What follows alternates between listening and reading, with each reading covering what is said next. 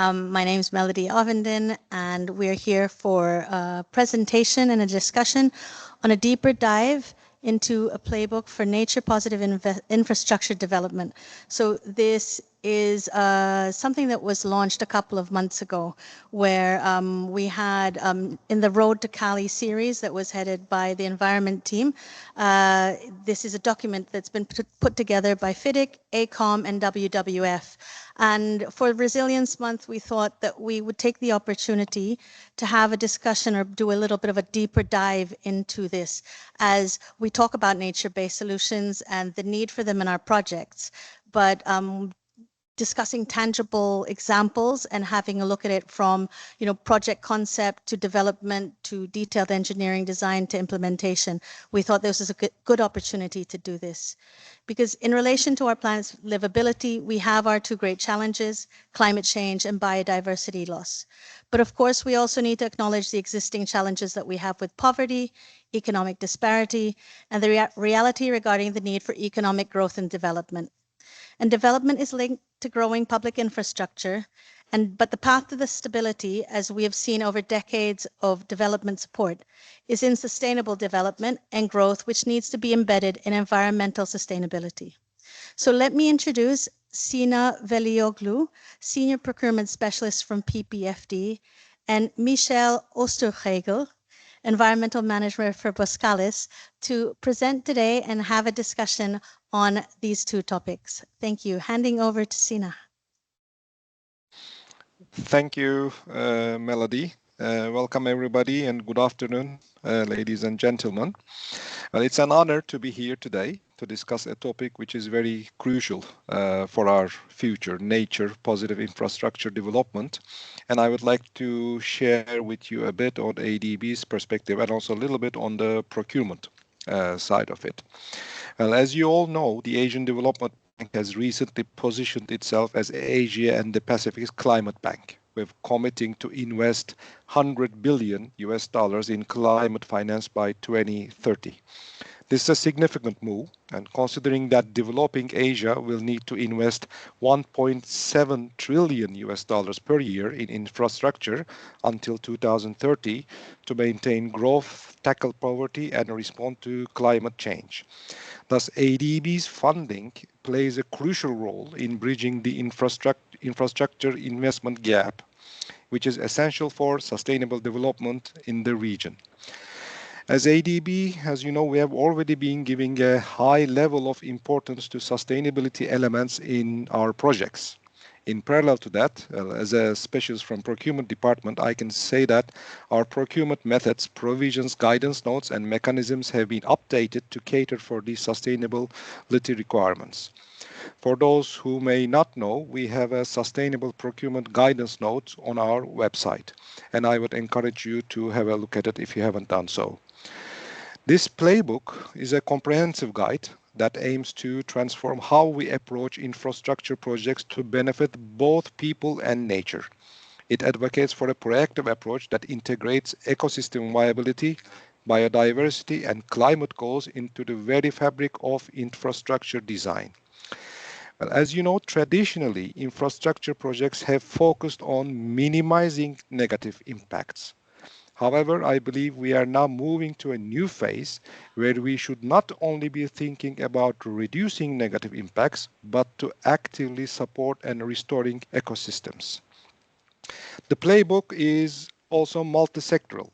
It is not only about one sector. It covers transport, like solutions including green bridges, energy, integration of renewable energy with nature-based solutions, water and wastewater, the use of wetlands, for example, buildings and public spaces, green roofs, living walls, urban rewilding, coastal protection, combining natural and engineered solutions like mangrove restoration and eco-engineering.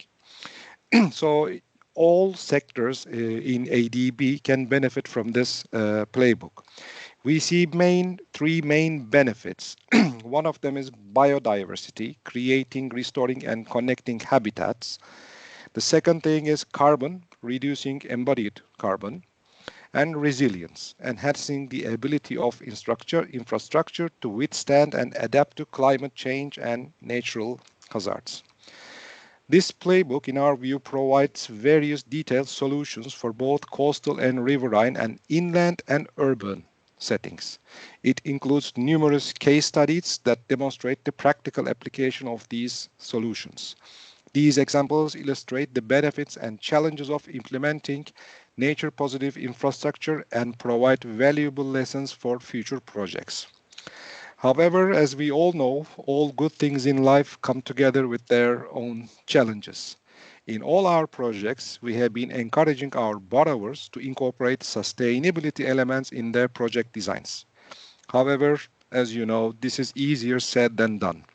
Despite the interest shown in nature-based solutions, actual uptake is limited, basically due to concerns about feasibility and effectiveness. Coupled with ADB's recent shift as a climate bank, now we need to think more deeply how we can integrate these elements into our projects in a better way and address provisions in our project designs for the practical implementation of them. As a procurement specialist, I believe that we need to be thinking more deeply as to how we can best procure these systems and ensure that they are implemented. As you know, as Melody also mentioned, this playbook is a collaborative effort by FIDIC, WWF, and AECOM. I was pleased to see FIDIC's involvement in this playbook. However, I also see little discussion in the book which relates to implementation of these features from a contractual point of view. This is one of the areas where we need to put careful thinking as to how we procure and implement these important features in our projects. In conclusion, I would like to say that I find this book as a vital resource for anyone involved in infrastructure planning and development. It provides a clear roadmap for integrating nature-based solutions into infrastructure projects, ensuring that they not only meet human needs, but also support and restore our natural ecosystems. As we move forward, it is imperative that we embrace these principles and work collaboratively to create infrastructure that is truly sustainable.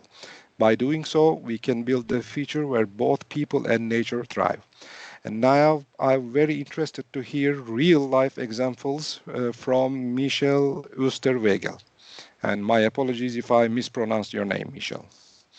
Thank you.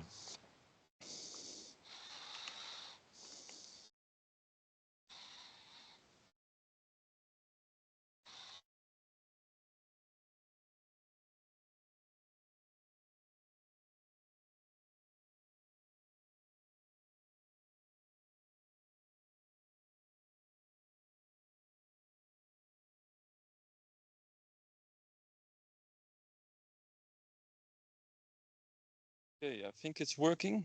Yeah. Too tall for the microphone. Yeah, thank you everybody, Melody, Tanya, Sina, for the introduction and also for the opportunity to showcase some of the work we have been doing as a contractor on nature-based solutions. So building with nature, a contractor's perspective, I would first like to highlight some aspects from the processes where we have to go through before you can actually implement nature-based solutions. And the second half of the presentation, I would like to showcase one of our project examples, which is a project in the Netherlands called the Markerwadden. Just a brief introduction. I did my master's in Delft, studied hydraulic engineering, graduated on sustainable port development in Myanmar, where Tanya was my thesis supervisor. I started working at Boskalis in 2018, initially working on tenders and projects related to morphology and hydrodynamics. And later on, I've worked on a couple of projects in Australia, Romania, and now here in Manila as the environmental manager. So for the people who do not know Boskalis, we are a global contractor, dredging and offshore contractor, and also providing marine services. So here you can see a few of our activities. Well, it used to be mainly dredging and land reclamation, but nowadays we're also involved in inlet infrastructure, offshore services, salvage, marine heavy lifting.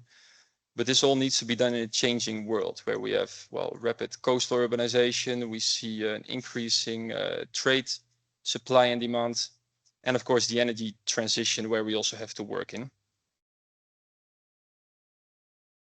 And this is all governed by, well, many international guidelines and conventions such as the Paris Agreement, the Kunming Declaration.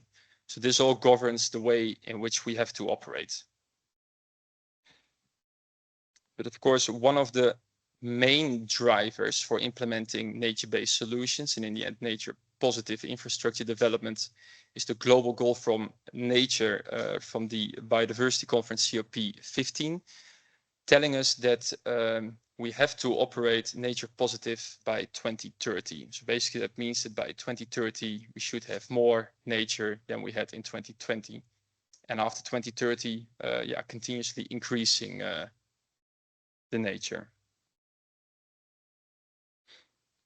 Just a few other examples which we have been using and what we often see referenced in literature. A few examples from the World Bank, UNDP, the framework from the IUCN, of course the Playbook from WWF, AECOM and the ADB.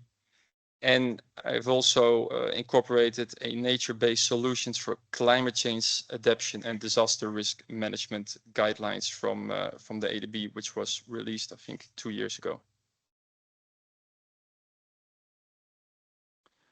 So we do see that there is a need and that we cannot deny anymore. But then what we often see is that implementation and especially upscaling still proves very challenging. Dus we need to tackle the barriers which there currently are in nature-based solution implementation. A few main observations, what we see as a contractor in the field, is that most of our work, and especially our international projects, they follow the traditional predict and act approach, which basically means that we try to predict what will happen in 50 or 100 years from now. It's either hydrodynamic conditions or flooding expectations, and we design the project based on that single goal. So yeah, I said that we assess the performance and evaluate these against a set of given static future conditions where there is not much room throughout the development process to deviate from these conditions. And in this process, we often include green add-ons to mitigate environmental impact. And I think also, as mentioned by Sina, this often does not allow to think about what can we actually positively add to this project solution. Another important barrier is that our clients find it often difficult to implement nature-based solutions based on the uncertainties it may provide. So another example is the sand engine, which is basically an alternative form of beach nourishment in the Netherlands, where instead of nourishing an entire beach section, we placed a huge volume of sand on one location, and subsequently the forces of nature will disperse this across the shoreline. This is of course a very nice solution, but it can be very difficult for a client to from the start really have the feeling that this will work out in the end. So often it's also difficult to convince clients about these solutions. And I think the most difficult and the underlying problem is the focus on single purpose. Usually the project solutions are always designed for one single function, whereas we really need to move towards multi-function solutions. Just a few examples. What we often see is, for example, for flood protections, you see one long hard barrier, basically designed for that single specific function to withstand for 50 or 100 years, but thereby not looking on what other positive aspects can we add into this design. So it often follows a very traditional approach, a linear approach, where a plan or a project is initiated in the first place, and subsequently the effects on the ecosystem are described by means of ESIA development or other management plans. Then the design is optimized to mitigate negative effects. But again, usually there's only a focus to mitigate these effects because that's what's usually asked, instead of looking at positive impacts to environment and society. Compensate by building of nature instead of building with nature. So this again relates to the green add-ons, which are usually added basically because it is needed. And in the end, the project is executed according to these strict preset norms, which are basically laid out by the client in the beginning. I think another aspect to mention is that usually each of these phases are executed by a different party, which from a nature-based perspective is not beneficial, because you would really want to start with as many different parties from the start of a project to really see what other functions can be incorporated in the design. So on the other hand, the nature-based solutions, or the nature-based solutions approach, it's dynamic. So you cannot say we have one design or one function where we work towards to. It's multi-partite. So like I just mentioned, really from the start, it's not only the client, but it is the client together with consultancies, but also together with the contractor who really needs to start working on the design of a project. Multifunctional. This strongly relates to early stakeholder engagement, because if you do not know what needs to be done or what other functions it can fulfill, then it's impossible to end up with a multifunctional solution. These are innovative solutions and local and context specific, which means that we really need to understand the ecological, social, and the economic context of the project where we are working. So it really needs us to think and act differently. Adaptive management is crucial. Basically, we cannot work anymore in one straight line from A to Z, but we really need to incorporate review cycles into the development process to see where we have to adjust the design. So where are we as Boskalis, as a contractor in this development process? So on the Y-axis, you can see the design freedom, which we have in certain development phases, from initiation, planning, design, and construction. And on the X-axis, you see the project time, or the process time. And right now, we are mainly in the shaded area, which means that we are usually only involved in the construction phase, sometimes a little bit at the end of the design phase, and usually we come in the maintenance phase. That means there is only room for optimizations in the design, which is already there. So we cannot come up with any new solutions which might be beneficial to a multifunctional solution. So what we would like to see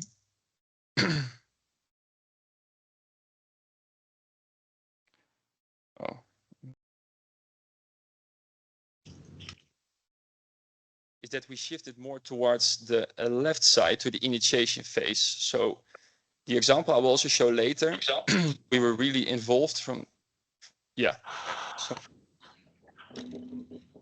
we can do questions during the presentation, by the way, if people would like to ask questions. So we really want to be involved as early as possible in the process. I think it's also a term that we come across more often. We call it early contractor involvement. So we really want to start working together with the client and the consultancy firms on coming up with these multifunctional solutions. So that was an introduction mainly of Boskalis. And Boskalis takes place in Ecoshape. And Ecoshape is a network of, a network of organizations and individuals, basically with the goal of advancing the implementation of nature-based solutions. So as you can see in the image, we call it the diamond approach. So it's a collaboration between the private sector, where companies such as contractors and consultancy firms are involved, NGOs, knowledge institutions and universities, and the public sector. And basically what Ecoshape tries to do is testing and implementing nature-based solutions and pilot projects in practice, so that they can provide examples to the business to see how it can be done. It's supported with knowledge, and they translate their experiences in practical guidelines, which is also being laid out in the book, Building with Nature, which is also like a good reference to use in projects. And the main goal is upscaling and mainstreaming nature-based solutions and breaking the barriers like I already touched upon before. So where can Ecoshape play a role? Well, again, here you see the general project life cycle where we go from scoping studies to the design and development of the EIAs, implementation and operation. And Ecoshape usually comes in really at the beginning, so they can help with feasibility studies and look for examples which may match your project goal. And throughout project development, they can provide results from other nature-based solutions projects to see where this can be implemented in your project development process. Yeah, great potential for strategic partnering. I think there are already some collaborations ongoing, or I think also with ADB, we are exploring cooperations together with Ecoshape.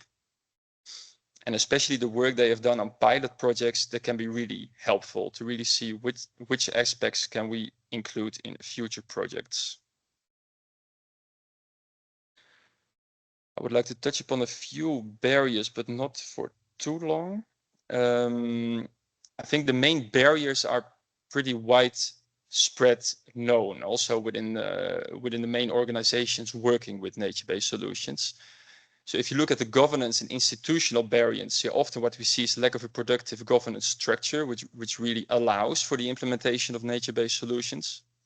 On the socio-economic front, we see that there is an uncertain support from land users because they don't really know what is going to happen with their land. But of course, there are also many different interests and concerns at the beginning of a project. And all these concerns and interests, you need to try as much as possible to integrate this at the forefront of a project development. In terms of ecology, uncertainty with clients, is it going to work? So is it going to deliver the kind of habitat which we need to create? Is it going to attract the trigger species where we are creating this habitat for? I think this all comes down to the adaptive management cycle, where you really have to monitor throughout your project development process and see if you have to adjust any design aspects. And on the technical aspects, put down lack of design criteria. So that's mainly related to a lack of specific design criteria, which are meant for either ecological improvement, because you should not only focus on what the technical outcome of a project should be, but you can really at the forefront steer bidders to projects on what needs to be the result of a project. And that I will also show later in the project example.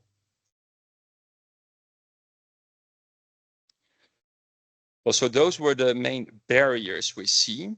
Here an overview of 6 enablers for nature-based solutions implementation, which are also developed by Ecoshape and further elaborated in their book.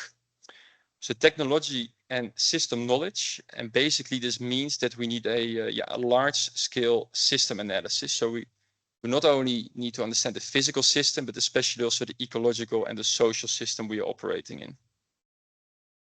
Multi-stakeholder approach, I mentioned it briefly before, but it cannot be implemented by a single party alone. So you really need to have all the stakeholders involved at the beginning of this project and create multifunctional approaches. The management, monitoring and maintenance. I think an important part of this to really make maintenance strategies a part of the project process. Because in the end, maintenance does not have to be a hard process. Let's say you can also use nature to help in the maintenance part, and that's something I would like to show later in the example. And of course, adaptive management to deal with the natural dynamics along the time and spatial scales. Institutional embedding, basically this it needs to fit the building with nature concept into the institutional context. And co-policies need to be created. Business case, I think what's important to mention over here is that there's not yet much knowledge of what are the actual benefits of nature-based solutions. So what can convince clients is to really compare this solution with traditional, more gray methods and see what it can deliver to them in the end. Why would they have to implement this? And capacity building, it's related to increasing the awareness of building with nature and creating communities, because the terminology goes everywhere, but I'm pretty sure that not yet everyone knows even about this concept. So it's also really about sharing knowledge as much as possible. But just in summary, it needs an alternative approach where we really have to focus on adaptive decision making instead of the linear traditional approach, creating the right environment, physical, ecological, socio-economic and institutional, and balancing design and maintenance efforts. We don't have to over-engineer everything. We can really see throughout the process what is needed. Okay, then I would like to move to the project example, which starts with a brief video.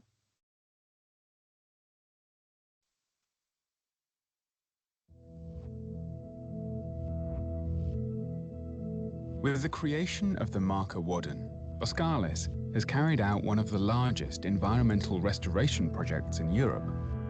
This immense operation involved dredging around 30 million cubic meters of sand, sediment, clay and silt from the Markermeer Lake. It was also a unique project in that it marked the first time that land in the Netherlands was reclaimed from water on this scale to benefit nature rather than people. Commissioned by the Dutch Society for the Preservation of Nature, the federal government and the province of Flevoland, Boskalis designed and built 5 nature islands in the lake in accordance with the revolutionary building with nature concept. The Marker Wadden have quickly developed into an area rich in animal and plant life. The current shape of the Markermeer Lake was formed in 1976, when the Houtrib dike was created between the cities of Enkhuizen and Lelystad. This dike was the starting point for a new polder, which, however, was never realized. As a result, the Markermeer was cut off from open water. The absence of currents resulted in a blanket of fine sediment at the bottom of the lake, which had disastrous consequences for the fish and bird population. The Marker Wadden are restoring the ecological balance. The islands form an archipelago spanning around 1,000 hectares. They are protected from stormy weather by a long sand dam and low dunes that are connected by a breakwater. The creation of these islands involved the use of the cutter suction dredger ADAX, a spray pontoon, 3 crane vessels and earth-moving equipment. First, ring dikes were built out of sand. Then the sediment was dredged from the bottom of the lake. Layer by layer, the sediment was sprayed within the ring dikes and left to settle. The largest sediment particles settled closest to the spray nozzle, creating texture at the bottom of the lake.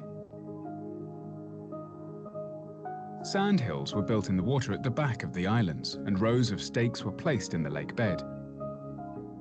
This resulted in gradual transitions from land to water, creating creeks and swamps with clear water.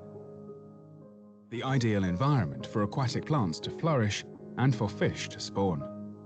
The soft top layer of soil on the islands slowly dried out, leaving a crusty surface strong enough to enable plant growth and for birds to forage for food.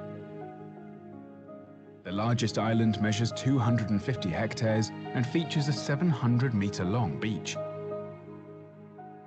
Boskalis has built a number of facilities on the island for nature lovers, including a jetty, footpaths and wooden walkways stretching for around 15 kilometers, bird observation points, and a spectacular lookout tower. Strict rules apply to the visitors of the island because birds rule the roost. And there are a lot of birds. Researchers have already counted thousands of sand martins, avocets, shovelers and black terns, as well as rare breeding species such as Kentish plovers and even long-tailed ducks, an extremely uncommon species in the Netherlands. Flamingos, bats and spiders have been spotted on the islands, and more than 200 insect species have been counted. The flora is also thriving and includes bulrush, marsh fleawort and many other plant families. The water on and surrounding the islands is inhabited by spawning fish species such as roach, ide, bleak and the three-spined stickleback. Researchers agree that the marker wadden provide a positive impulse to the entire ecosystem. The project has generated new knowledge about building with fine sediment and improving the water quality. Boskalis will remain responsible for the maintenance of this unique new nature reserve in the coming years. With the realization of the marker wadden, Boskalis has created a new horizon in the Markermeer Lake.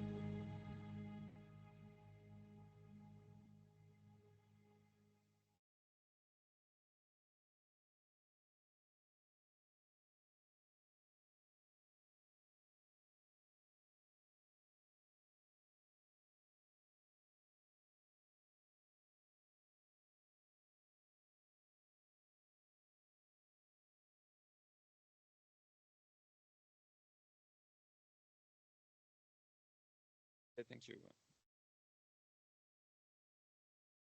Yeah, so why the marker wadden? Why was this project constructed? Well, it's situated in the Markermeer, as we can see on the right side. And you can see a clear distinction between the Markermeer and the IJsselmeer. So once these two lakes got separated from each other, the water quality significantly decreased in the Markermeer, basically because there was no flow anymore. It was all hard embankments. It was very shallow, so the sediments over there were continuously in suspension. Well, the first phase of the marker wadden, it started in 2012 with an initiative from the client, which is Natuurmonumenten. That's a Dutch NGO for nature restoration, with the original aim of ecological improvement of the marker lake, subsequently creating a sustainable ecological system. Here I would also briefly like to point out the link with infrastructure development, because these were the two main objectives of the projects. But the secondary objective was that this project would also enable housing and infrastructure developments in the Netherlands, because the ecology really had to be restored first, because any other developments could take place in that area.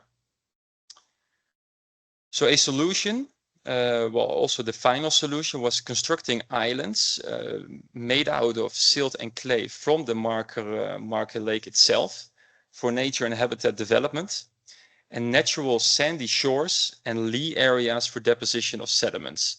So it was really the goal to create this area such that natural deposition of sediments would take place over the course of years, which would increase the water quality. And as a result, of course, habitats and spawning fish and foraging birds. What was the setup of this project? As mentioned, the client was the Dutch NGO Natuurmonumenten, together with Rijkswaterstaat from the Ministry of Infrastructure and Environment. Funding and financing was done by a consortium of parties, where the largest portion came out of a charity fund from the National Postcode Loterij, the Ministry of Economic Affairs, Ministry of Infrastructure, the two surrounding provinces, and a few others. The contractor, of course, Boskalis, but then our Netherlands branch, together with Arcadis, who were responsible for the permitting and the soft edges of the islands, Witteveen and Bos on the ecology side, and Vista as the landscape architect.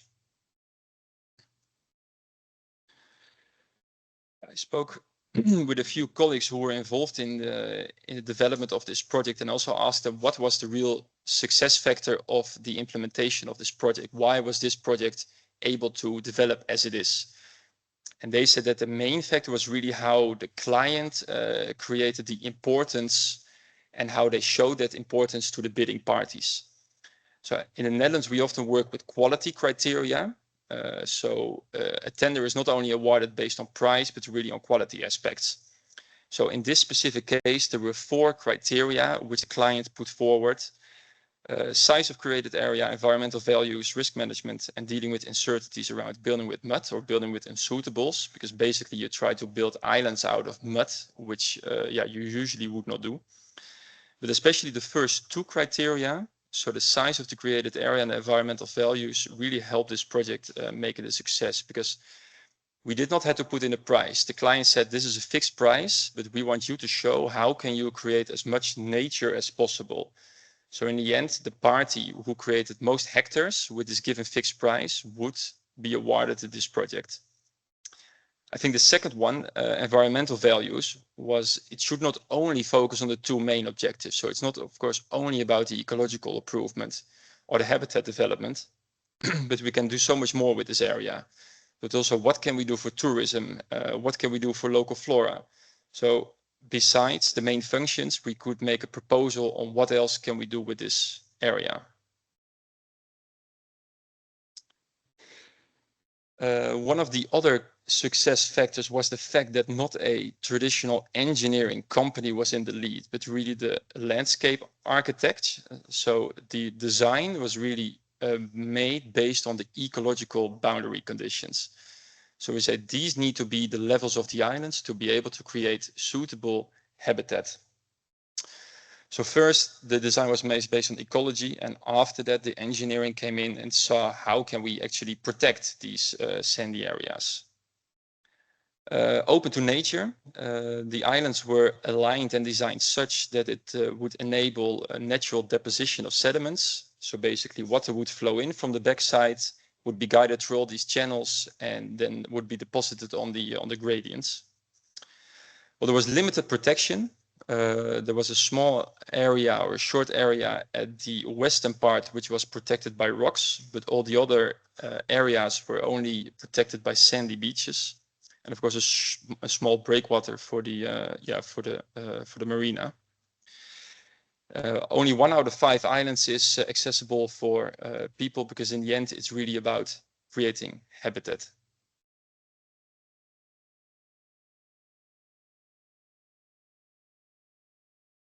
So how did we create these islands? Of course, we did not want to engineer all the islands and all the gradients. So we released sediments at certain locations, which would subsequently kickstart natural processes. So runoff of excess water, it would create gullies, thereby enabling flow within the islands, which would subsequently lead to microhabitats for these trigger species of the project. To go a little bit deeper into this, what you can do when solutions like these are asked is to really build 5 islands with the equipment you have. So use bulldozers and excavators everywhere. But what we did was basically place material on only a few locations. So on the left side, you can see it on the little squares, whereby eventually you would basically create a big pancake of material, of mud and clay, which would disperse. Then in the next phase, you would bring the release point of the material a bit more to the edge, basically creating natural gullies, which are the blue lines. So that's the location where the excess runoff water would flow towards the outlets. And in the final phase, we would lower the sand dunes here at the far end so that tidal flow could come in, basically dispersing the material and creating these natural gradients. Well, this is how it looked like after filling with mud and clay, and after this phase, this sand dune here at the right side would be lowered and the tidal flow would be able to come in.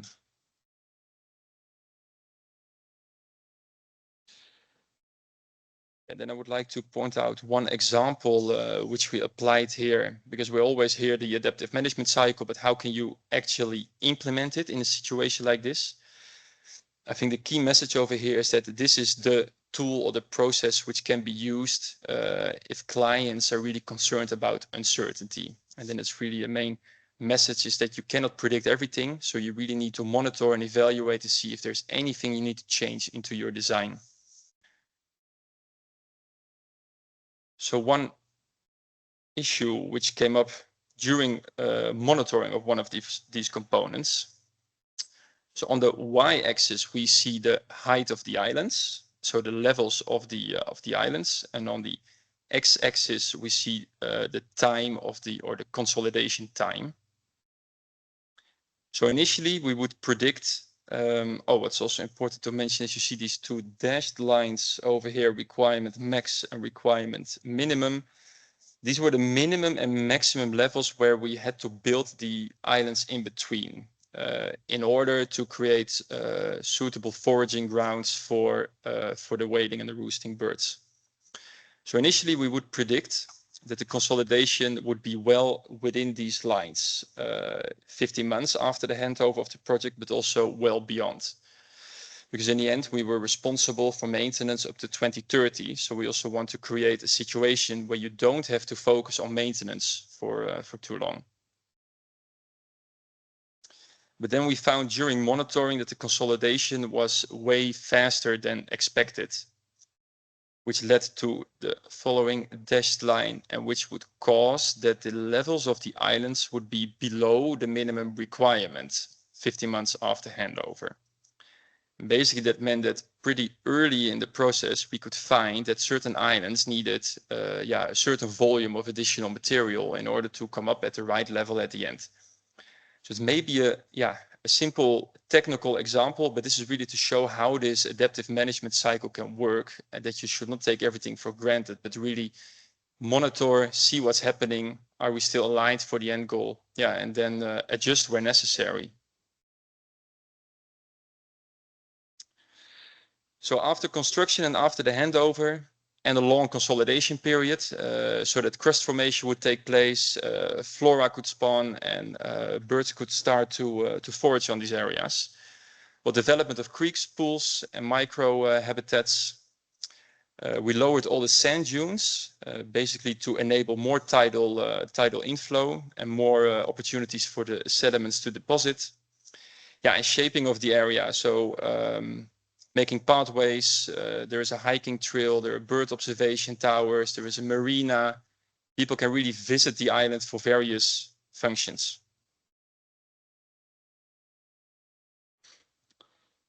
And then I would like to end with the main success factors of this particular project.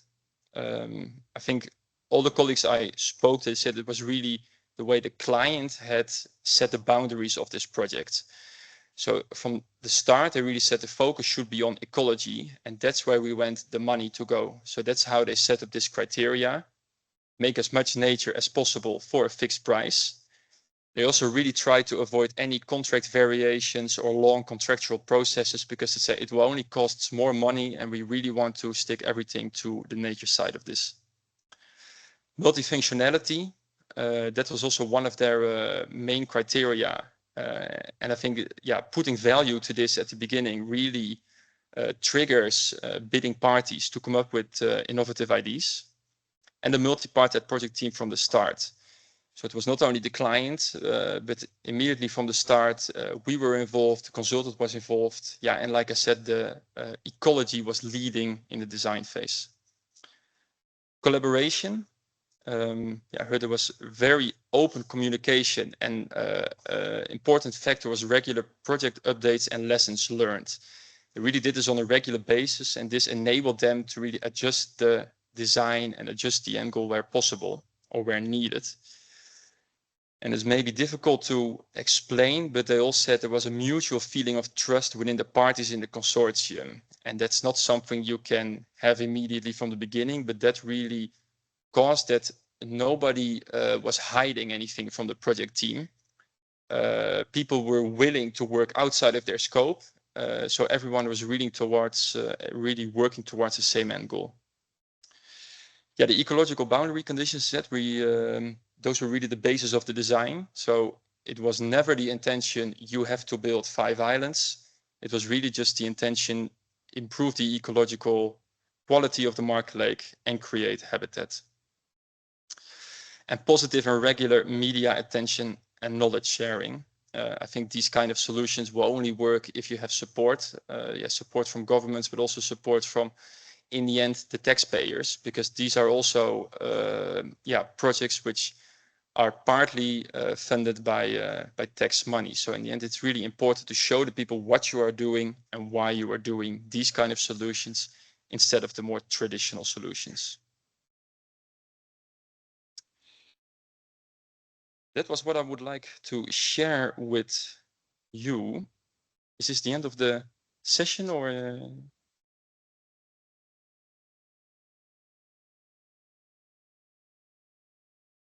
Yeah, I can do that.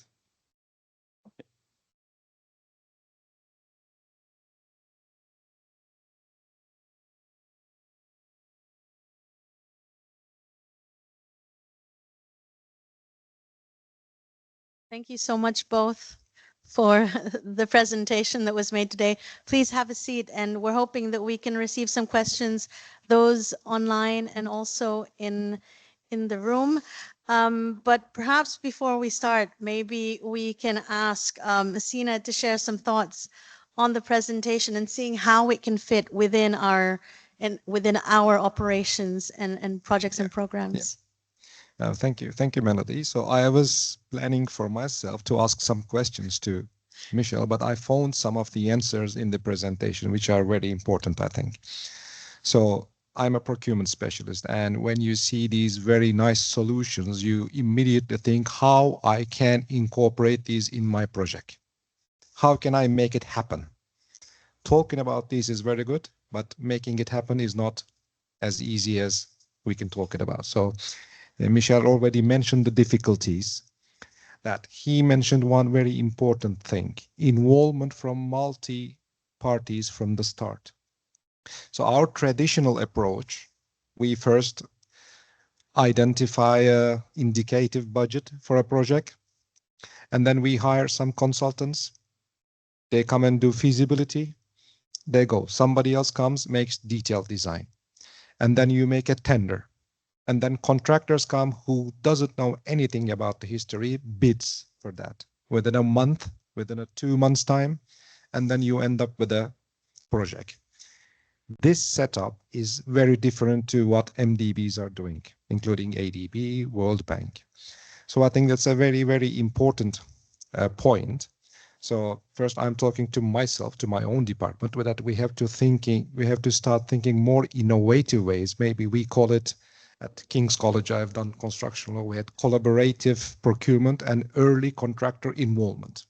That exactly fits in what Michel is talking about. So we have to involve the contractors from the beginning. I think we do have the opportunities now with our new ways of working, that there are the opportunities to be able to do things differently. I believe we also have Ecoshape already in discussion with our environment team under ESAU, seeing opportunities as to how we can be engaged quite early in pre-concept or concept stage. Very much so. So this is the main thing which I would like to say, and any questions, welcome. Maybe one thing I can share is with regards to operations and maintenance, because in my previous life, prior to joining the environment team, I was working in operations for safeguards. And one of the key issues that we find is during operations and maintenance and budget being available was quite a key bottleneck in implementing and long-term sustainability of the project. But as we saw here, the Boskalis was still engaged until 2030 and will be the ones who are operating for the period of time. Is that correct? Yeah, that's correct. So I think that was also part of the of the tender in the beginning, that the contractor had to be responsible for at least 10 years for the maintenance. But yeah, in order to say something like that, you have to involve the contractor from the beginning, because then you can really make the contractor responsible for the design. So I think by setting this requirement, we also had to think, how can we reduce maintenance over time, and thereby also forcing us to come up with these monitoring strategies and see what do we need to do now to avoid maintenance later. Because in the end, of course, it saves us time and money, but in the end also the entire project, and that could then be spent again on the project itself. I've seen something similar in road construction with regards to road maintenance and how results-based contractual obligations can be put in place. Yeah, we are doing that on that operation and maintenance, but in this case it's more difficult because it's a changing scope. It's a changing scope. On a road, you can more or less foresee what is going to be maintained and what is not. But if you are dealing with the sand dunes, like at this scale, you cannot predict the nature, as Michel mentioned. So Your scope of operation and maintenance will change. Your conditions in the contract may not cover everything. And we are dealing mostly with governments, right?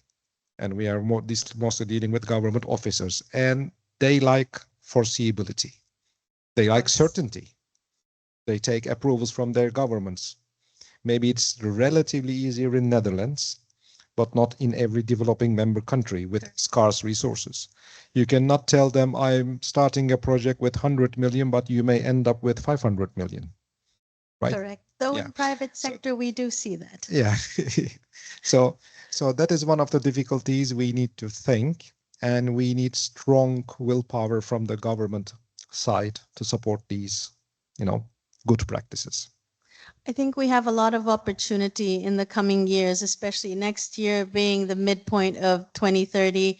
We have our midterm review of our 2030 strategy that's just been released. And we have the space to be able to think how we can do things differently, differentiated approaches. And this is one thing that we can take to the table and discuss in some more detail as to how we can learn lessons from Boskalis' experience and other experiences and see how we can adapt these. Are there any other questions that we have online?